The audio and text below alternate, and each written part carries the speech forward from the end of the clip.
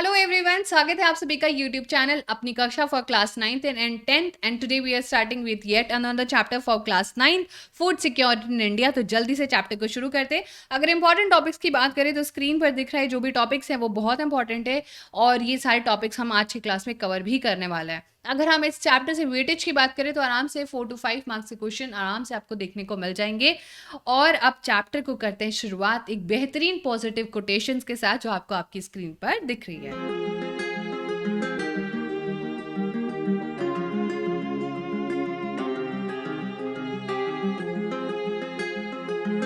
तो अगर हम फूड सिक्योरिटी इन इंडिया की बात करें तो एक्चुअल में फूड सिक्योरिटी तो हर इंसान को चाहिए होती है कि भाई 2 वक्त की रोटी 2 वक्त का खाना आपके पास हमेशा अवेलेबल रहे। सो फूड सिक्योरिटी का मतलब होता है कि आपके पास खाना अवेलेबल रहे, एक्सेस आप कर पाओ और आप उसको अफोर्ड कर पाओ। ठीक है, ये कैसे मैनेज होता है? ये पीडी सिस्टम के थ्रू अपने भारत में मैनेज होता है, जिसके बारे में हम और डिटेल में आने वाले क्लास के टॉपिक्स में पढ़ेंगे। तो सबसे पहले तो हमें ये पता होना चाहिए कि फूड सिक्योरिटी होती क्या है। तो फूड सिक्योरिटी का मतलब है 3 A's, यानी कि एक तो फूड अवेलेबल होना चाहिए हर समय हर इंसान के पास। ये नहीं कि 6 महीने उसको खाना नहीं मिल रहा है या 6 महीने मिल रहा है। उसी के साथ साथ वो एक्सेस कर पाए, यानी कि जहाँ भी वो दुकान पे जा रहा है आराम से उसको मिल जाए, वो बहुत ही ज़्यादा दूर दराज उसको ना जाना पड़े। और तीसरा फूड सिक्योरिटी का मतलब होता है कि वो जो भी गरीब है या फिर अमीर हूसोएवर इट इज़, वो खाना अफोर्ड कर पा रहे हैं। 2 वक्त की रोटी वो लोग अपनी बेसिक डाइटरी नीड्स को फुलफिल कर पा रहे हैं। अब हमारा जो नेक्स्ट टॉपिक है that is why food security. तो जो भी हमारे पूरे सेक्शन ऑफ सोसाइटी होते हैं बच्चों लोग, वो कभी भी किसी भी समय फूड इनसिक्योर हो सकते हैं, बट उसके अलावा भी लोग फूड इनसिक्योर हो सकते हैं। मान लीजिए कोई ऐसा नेशनल डिजास्टर या फिर क्लैमिटी आ जाती है जैसे कि अर्थक्वेक, ड्रॉट, फ्लड, सुनामी और बाकी सारा फेलियर ऑफ क्रॉप्स, तो क्या वो लोग फूड इनसिक्योर नहीं हो जाएंगे? डेफिनेटली हो जाएंगे। एक हंसती खेलती जिंदगी में आग लग जाएगी उनके।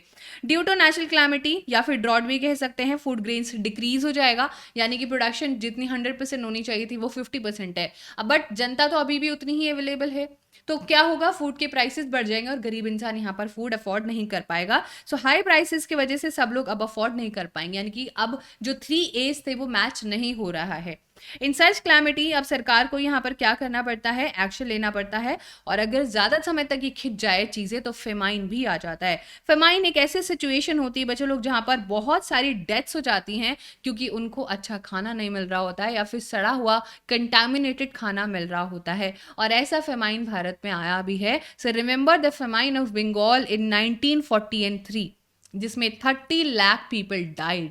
Can you imagine? जी हाँ। So we have come to a conclusion that we have to do a food security. हमको कुछ चीज़ें रिजर्व में रखनी होंगी, बट फिर भी बहुत सालों के बाद भी बंगाल जैसी चीज़ कभी भी भारत में रिपीट नहीं हुई है। ऑल दो बच्चे लोग कुछ कुछ एरियाज हैं उड़ीसा के जैसे कि कलांदी एंड काशीपुर, जहाँ पर अभी भी बहुत ज़्यादा सिचुएशन गरीबी है, बहुत ज़्यादा खराब सिचुएशन है। Starvation parts of Baran district of Rajasthan में भी देखी जाती है, बट उनके लिए बड़े बड़े स्टेप्स लिए जा रहे हैं। ठीक है, झारखंड में भी आप यहाँ पर देख सकते हो। तो फूड इनसिक्योरिटी जो भी लोग हैं उनके लिए हमें फूड सिक्योरिटी करनी पड़ती है क्योंकि they can not help them selves, है ना। हम बहुत बार अपनी मदद चाह के भी खुद नहीं कर पाते, हमें किसी ना किसी की मदद लेनी पड़ती है। और ऐसे में जो हमने इलेक्टेड सरकार रखी हुई है वो हमारी सारी की सारी हेल्प करेगी सिचुएशन में। तो एक बार हम फटाफट से ये भी देख लेते हैं कि वो एक्चुअल में कौन लोग होते हैं जो कैटेगराइज्ड होते हैं फूड इनसिक्योर। वैसे तो बहुत सारे लोग फूड इनसिक्योर हो सकते हैं, बट जो सबसे ज़्यादा वो अफेक्टेड ग्रुप्स होते हैं बच्चे लोग, वो जिनके पास खुद की ज़मीन नहीं होती है, जैसे कि ट्रेडिशनल आर्टिशंस, जो जिनको एक ही काम आता है, अगर वो काम उनसे छीन लिया जाए तो वो पैसे उनके पास नहीं आने वाले। जो लोग ट्रेडिशनल सर्विसेज करते हैं, खुद से कुछ काम करते हैं, बेगिंग का काम करते हैं, और अर्बन एरियाज़ में वो लोग जो जनरली बहुत ही ख़राब जॉब है उनकी उनकी जो वो काम करे उतना पैसा उनको नहीं मिलता, वो फूड इनसिक्योर होता है। जैसे कि आप इमेजिन कर सकते हैं यहाँ पर रिक्शा पुलर, एक रिक्शा चलाने वाला व्यक्ति बारिश में रिक्शा नहीं चलाएगा, या फिर सवारी रिक्शा जब बारिश हो रही होगी तो उसमें सवारी नहीं बैठती है। तो आप इमेजिन कर सकते हो अगर लगातार 2-3 दिन बारिश हो जाती तो वो कोई पैसा नहीं कमा पाएगा। तो आप समझ सकते हो कि वो फूड इनसिक्योर है।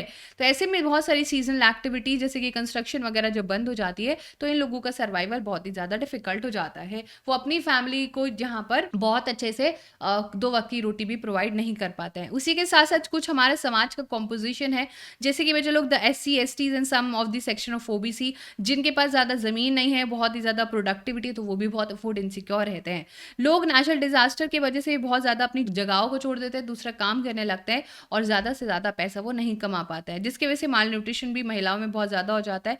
अनबॉर्न बेबी भी जो होते हैं उनको भी माल न्यूट्रिशन का रिस्क रहता है, और उनकी पूरी की पूरी पॉपुलेशन, चाहे वो प्रेग्नेंट महिला हो, चाहे वो बच्चे हो छोटे, सब लोग फूड इनसिक्योर हो जाते हैं। तो इस फूड इनसिक्योर पीपल को अगर हम देखें तो ये हमारे देश में बहुत ज़्यादा मिलते हैं, बहुत ही ज़्यादा इकोनॉमिकली बैकवर्ड हैं। पोवर्टी, ट्राइबल, रिमोट एरियाज में लोग रहते हैं, ज़्यादातर ऐसी जगह पर रहते हैं जहाँ पर नेचुरल डिजास्टर आएंगे ही आएंगे। जैसे कि हम लोग यहाँ पर उत्तर प्रदेश के eastern and south eastern parts में ही ज़्यादातर हमको फूड इनसिक्योर पीपल देखने को मिलते हैं। The question might come, in which part of India we can find food insecure people. तो Bihar, Jharkhand, Orissa, West Bengal, Chhattisgarh, parts of Madhya Pradesh, Maharashtra में भी हमको बहुत ज़्यादा फूड इनसिक्योर पीपल मिलते हैं। हंगर भी एक इसका एस्पेक्ट है इंडिकेटिंग फूड इनसिक्योरिटी। लोगों को जब भूख लगी होती है तो वो भी एक एग्जाम्पल होता है। Hunger is not just an expression of poverty but it's bring about poverty. Hunger क्या कहता है? पोवर्टी को लेके आता है, it brings along poverty. The attainment of food security for involves, जब भी हम फूड सिक्योरिटी की बात करेंगे तो इसका मतलब ये है कि हमें सबसे पहले लोगों की जो हंगर है, जो उनको रिस्क है, उनको ज़्यादा टारगेट करना पड़ेगा, जिसकी वजह से हमें उन्हें हेल्दी डाइट प्रोवाइड करनी पड़ेगी। तो ये सारी चीज़ें कौन करने वाला है? ये सारी चीज़ें इवेंचुअली भारत में हुई और हमने उससे सबक भी सीखा। अब पुअर पीपल क्रॉनिक हंगर से सफ़र करते हैं क्योंकि उनकी इनकम काफ़ी लो है। आप लोगों ने कभी नोटिस करा होगा कि बहुत बार अगर आपने किसी गरीब को खाना खाते हुए देखा होगा तो वो सिर्फ राइस की क्वांटिटी ज़्यादा रखते हैं, और जो भी बॉडी को न्यूट्रिशन की ज़रूरत होती है, जैसे कि दाल में प्रोटीन होता है, वो क्वांटिटी बहुत कम होती है, जिसकी वजह से वो अभी भी हंग्री हैं। They do not have sufficient nutrition in their bodies, तो वो क्रॉनिक हंगर के शिकार बन जाते हैं। तो सिर्फ ये कहना कि रोटी मिल रही है बट कैसी रोटी मिल रही है वो भी बहुत ज्यादा मैटर करता है। तो वजह लोग जब हम ये सारी चीजें देख रहे थे कि सीजनल हंगर भी है, क्रॉनिक हंगर भी है, तो यहाँ पर हमें कुछ ना कुछ तो सिचुएशन का सोल्यूशन निकालना ही था। तो इंडिया ने यहाँ पर अब जो है इंडिपेंडेंस के बाद सेल्फ सफिशियंसी का यानी कि आत्मनिर्भरता का यहाँ पर पूरा का पूरा सोच लिया था। आफ्टर इंडिपेंडेंस इंडिया में जो पॉलिसीज बनी वो बहुत ज़्यादा बेहतरीन बनी, और इंडिया को आज तक फूड इनसिक्योरिटी में कुछ भी देखने को नहीं मिला है। तो ये हुआ कैसे? ग्रीन रेवोल्यूशन से, यानी कि हरित क्रांति से। और हरित क्रांति में क्या हुआ था? HYVCs का इंट्रोडक्शन हुआ था, जिसकी वजह से प्रोडक्शन बहुत ज़्यादा बढ़ गई थी, जिसमें Indira Gandhi the then prime minister, उनको इतना ज़्यादा जो है इंप्रेसिव लगा था ग्रीन रेवोल्यूशन में कि उन्होंने स्टैम्प्स भी रिलीज करे थे इन जुलाई 1968, क्योंकि वो जो है बहुत ही ज़्यादा फूड ग्रेन्स अब होने लग गए थे। जो चीज़ वन टाइम हो रही थी वो थर्ड जो है टाइम हो रही थी, 3 गुना हो रही थी, जिसकी वजह से बहुत सारी जगहों पर अब प्रॉस्पेरिटी आने लग गई थी। बट ये प्रॉस्पेरिटी आपको ये भी देखने को मिलेगी कि कुछ पार्ट्स ऑफ इंडिया में ही आएगी, जैसे कि Uttar Pradesh, Punjab and all that. उसी के साथ साथ फूड ग्रेन्स उत्तराखंड, झारखंड, असम, तमिलनाडु में ड्रॉप हो गए थे। West Bengal, Uttar Pradesh on the other hand recorded significant increase in rice yield in 2012 and 13। तो जो ग्रीन रेवोल्यूशन का आउटपुट था वो बहुत सारे जो है लेवल्स पर यूनिवर्सल नहीं था।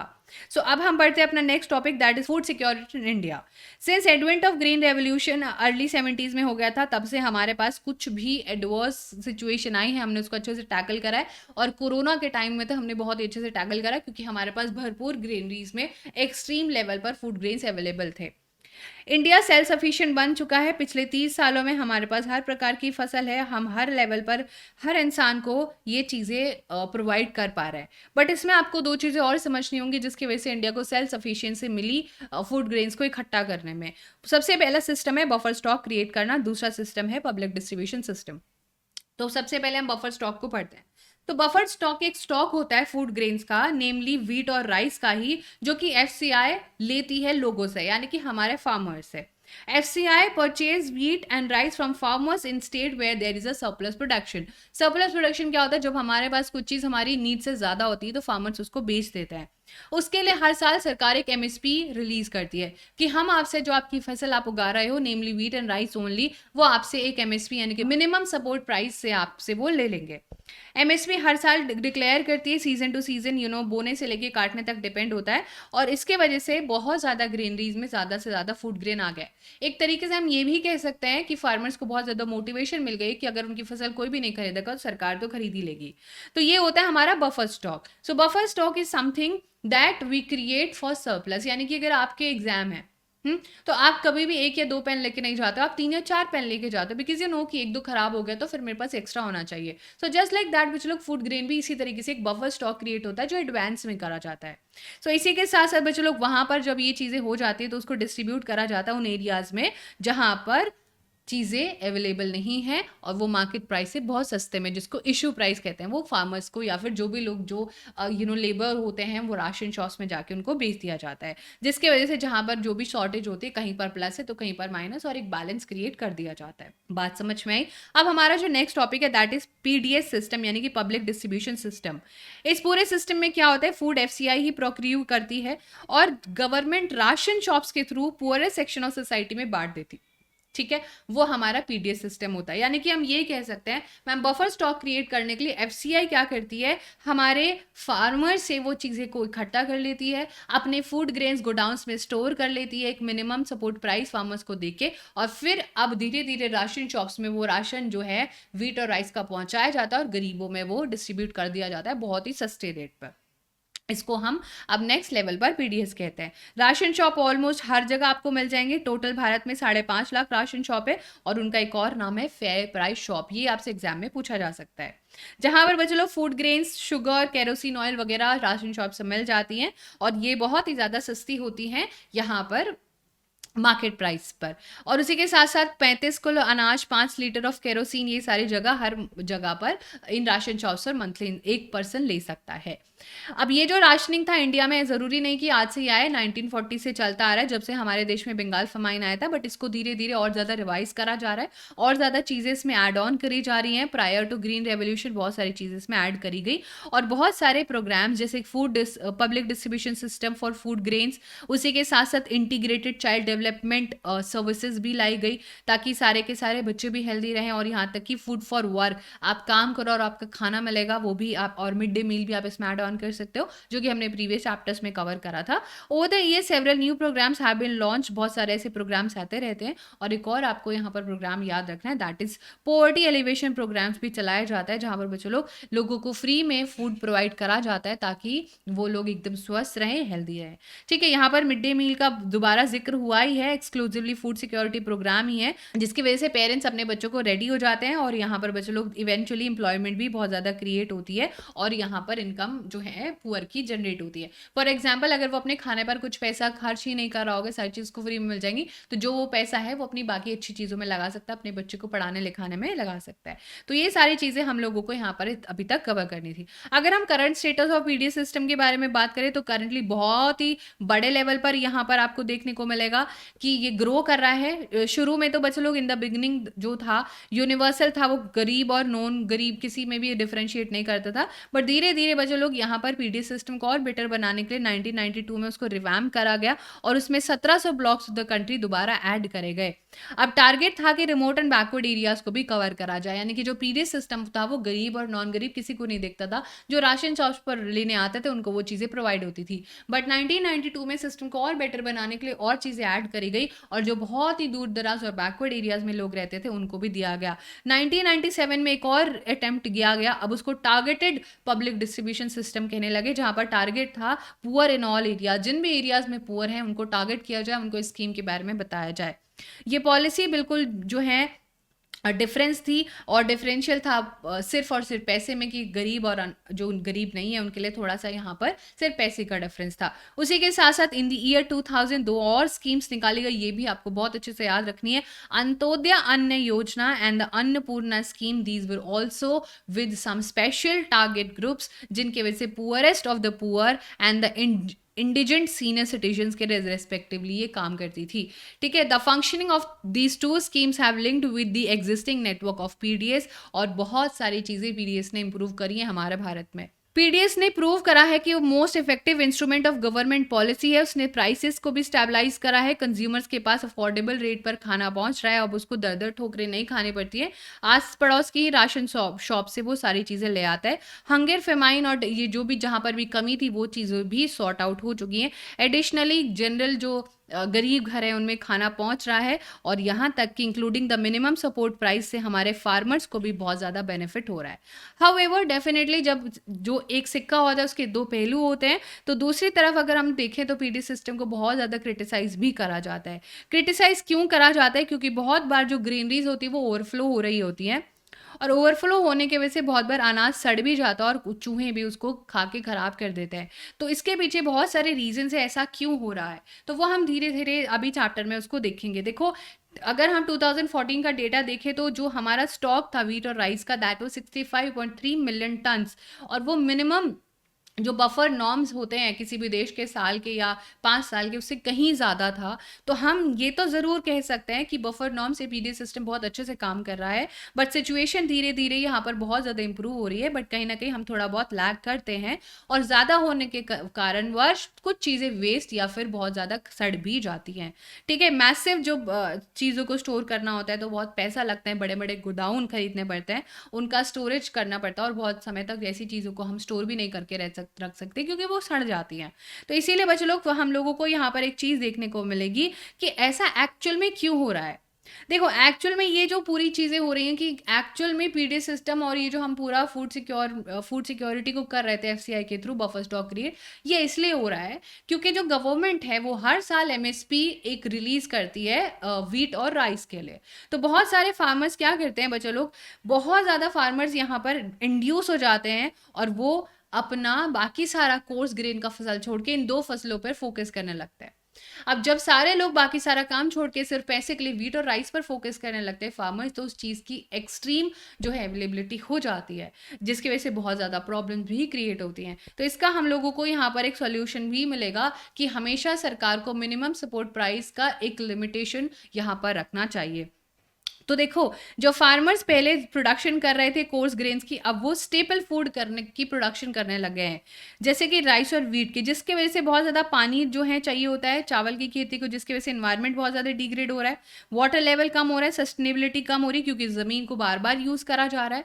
और यहाँ तक कि बच्चे लोग, बहुत सारी रिपोर्ट्स ये भी दिखाती हैं कि जो पीडीएस के डीलर्स हैं वो भी बहुत ज़्यादा माल प्रैक्टिसेस यहाँ पर करते हैं, जो कि ग्रेन्स को सही जगह पर नहीं पहुँचाते हैं। बहुत बार वहाँ पर झूठ बोल के चीज़ों को बेचा जाता है, कई बार चीज़ों को बोल दिया जाता है कि वो अवेलेबल नहीं है इरेगुलर सप्लाई के कारण, और फार्मर्स नाराज़ होकर या फिर सैड होकर वापस चले जाते हैं, और उन चीज़ों को बाद में ब्लैक में बेच दिया जाता है। तो ये बहुत सारी बड़ी बड़ी प्रॉब्लम्स हमारे पीडीएस सिस्टम में भी हैं। राशन शॉप अभी भी बहुत सारी चीज़ों को नहीं बेच पाती हैं क्योंकि इतनी ज़रूरत ही नहीं है, तो बचा हुआ जो भी अनाज है वो सड़ जाता है, वो खराब हो जाता है।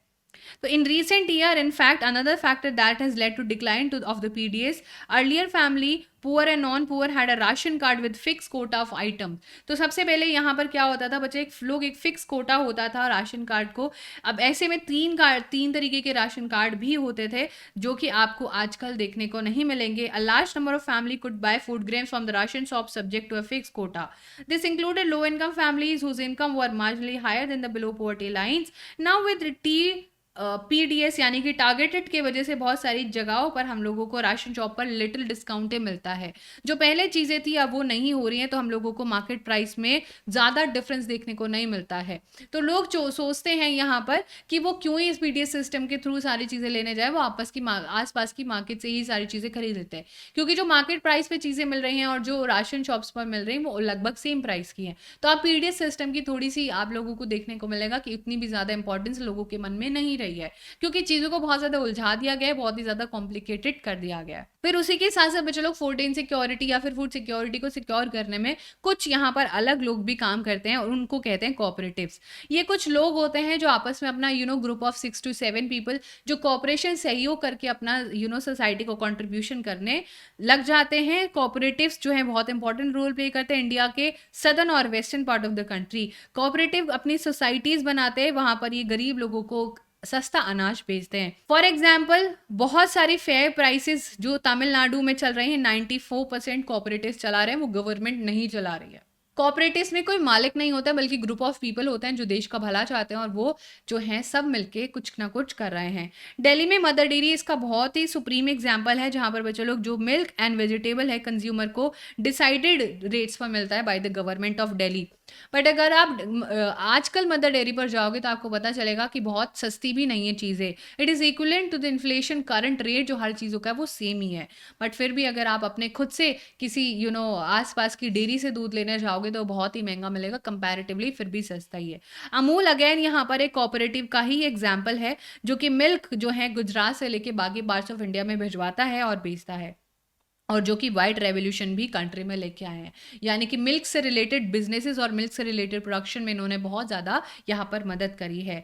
और भी बहुत सारे एग्जाम्पल्स हैं जो कि बच्चे लोग food security different section of society में जो है अपना कंट्रीब्यूशन करता है, और यहीं से क्वेश्चन आ भी सकता है role of cooperatives in food security explain या फिर डिस्कस करने के लिए। सिमिलरली महाराष्ट्र में अकेडमी ऑफ डेवलपमेंट साइंस है, जो कि एनजीओज को जो है ना मदद करती है बहुत ही ज़्यादा ग्रेन्स बैंक बनाने में उनकी मदद लेगी। एडीएस ऑर्गेनाइज करता है training capacity buildings programmes NGO में, जो है लोगों को सिखाया जाता है कि वो क्या कंट्रीब्यूशन कर सकते हैं, आप कैसे ले सकते हो, जैसे आप बैंक से पैसा उधार लेते हो ऐसे ही आप ऐसे एनजीओ से जाके अनाज भी यहाँ पर ले सकते हो। ज़्यादा आपको यहाँ पर पैसे भी खर्चने नहीं पड़ेंगे। इन ग्रेन बैंक्स को बहुत ज़्यादा बढ़ावा देने के लिए गवर्नमेंट भी इनका साथ देती है, और बहुत ज़्यादा जो है गवर्नमेंट इनको सपोर्ट भी करती है। ADS green bank programme acknowledge करा जाता है बहुत ही सक्सेसफुल और इनिशिएटिव फूड सिक्योरिटी इंटरवेंशन, जिसमें कि बहुत सारे लोगों को बेनिफिशियल लगता भी है ये। So that was all about the chapter today. I hope that you found this chapter very very interesting. So इस चैप्टर में जो बेसिक सारी चीज़ें थी वो हमने इन डिटेल कवर कर ली हैं। बाकी सारी वीडियोज़ भी आपको चैनल पर मिल जाएंगी, जिनको देखना ना भूले। Thank you so much everyone, see you in the next chapter, bye, take care.